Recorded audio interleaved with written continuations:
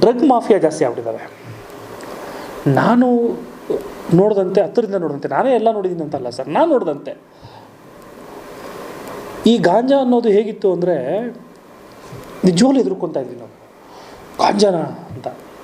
ಇವತ್ತು ಹುಡುಗರು ಮಾತಾಡೋದು ನೋಡಿದ್ರೆ ಅದಕ್ಕೇನೋ ಒಂದು ಮಾತು ಕೊಟ್ಟಿದ್ದಾರೆ, ಹೇಳಿದ್ದಾರೆ, ಶೂಟ್ ಅಂತ ಹೇಳ್ತಾರೆ. ಅದಕ್ಕೆ ಒಳ್ಳೊಳ್ಳೆ ಎಜುಕೇಟೆಡ್ ಹುಡುಗರುಗಳು, ಸಂಸ್ಕಾರ ಇರುವಂಥ ಹುಡುಗರುಗಳು ಅದನ್ನು ಈಸಿಯಾಗಿ ಬದಲಾವಣೆ ಮಾಡ್ಕೊತಾ ಇದ್ದಾರೆ.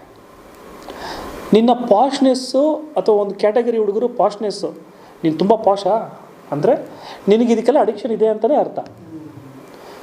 ಆ ರೀತಿಯಾಗಿ ಪರಿವರ್ತನೆ ಆಗ್ಬಿಡ್ತವೆ. ಸೊ ಅದು ಯಾವಾಗ ಪರಿವರ್ತನೆ ಆಯಿತು, ಅದನ್ನು ಡೀಲ್ ಮಾಡೋಕ್ಕೆ ಒಂದು ಸುತ್ತಮುತ್ತ ಸ್ವಲ್ಪ ಬಲಿಷ್ಠವಾದ ಜನರು ಸೇರಿಕೊಂಡ್ರು. ಇವಾಗ ಆ ರೀತಿ ರೌಡಿಸಮ್ ಆಗ್ತಿದ್ರು. ಬಟ್ ನಾನು ನೋಡಿದ ಹಾಗೆ ಟಿ ಸಿ ರಾಜ ಆಗಲಿ ಅಥವಾ ಬೇರೆಯವರಾಗಲಿ ಯಾರು ಕೂಡ ಡ್ರಗ್ಸ್ ಕೈ ಇಟ್ಟೋರು ಅಲ್ಲ, ಗಾಂಜಾ ಕೈ ಇಟ್ಟೋರು ಅಲ್ಲ sir. It was pure Ra.